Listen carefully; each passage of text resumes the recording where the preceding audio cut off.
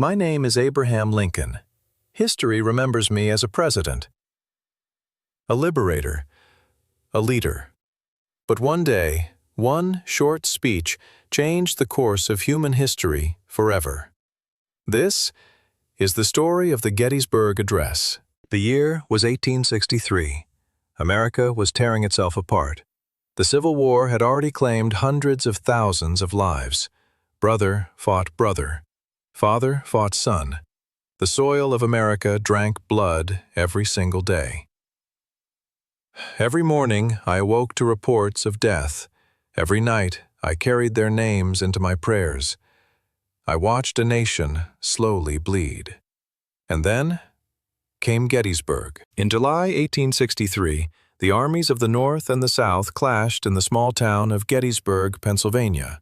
For 3 brutal days, cannon fire shook the earth. Gunshots filled the air. Screams echoed through the fields.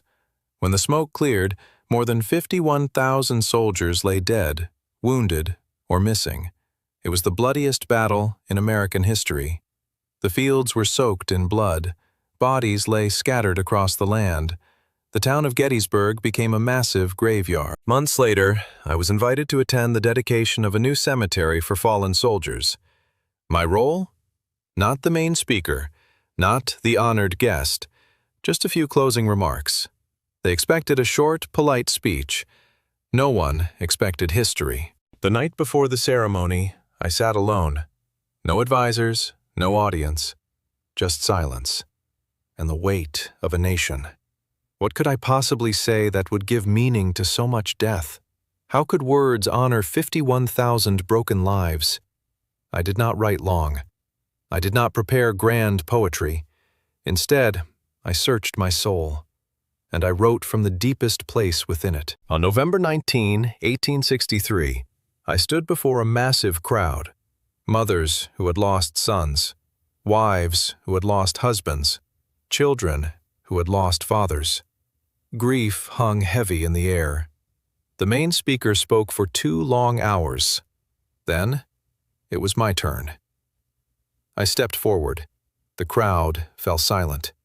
I took a breath and began. 77 years ago, our fathers brought forth on this continent a new nation, conceived in liberty, and dedicated to the proposition that all men are created equal.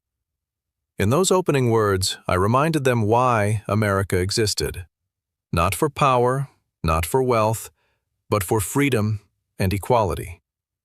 Now we are engaged in a great civil war, testing whether that nation, or any nation so conceived and so dedicated, can long endure. This war, I said, was not just about land. It was a test of whether freedom itself could survive. We are met on a great battlefield of that war. Here, on this blood-soaked ground, we had come not to celebrate victory, but to honor sacrifice. It is for us, the living, rather, to be dedicated here to the unfinished work which they who fought here have thus far so nobly advanced. Their deaths, I said, must not be meaningless. We must continue their mission. That government of the people, by the people, for the people, shall not perish from the earth.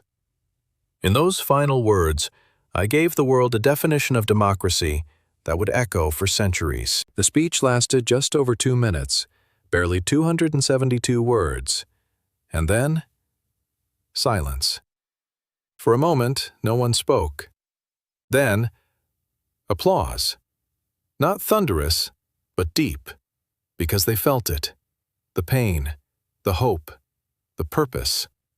They did not yet know that they had just witnessed one of the greatest speeches in human history. Those few lines did something powerful. They transformed war into purpose, death into meaning, loss into hope. They redefined democracy.